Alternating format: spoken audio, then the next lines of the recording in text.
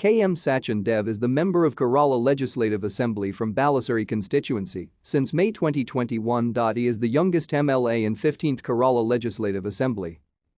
He is the State Secretary of Students' Federation of India, Kerala State. Sachin was born to K.M Nandakumar and Shiha in Nellikode, in Kozhikode district of Kerala. His father is a retired employee in Mathrubhumi. His mother is a teacher at Government Higher Secondary School, Medical College Campus, Kozhikode. He has a sister, Sandra K.M.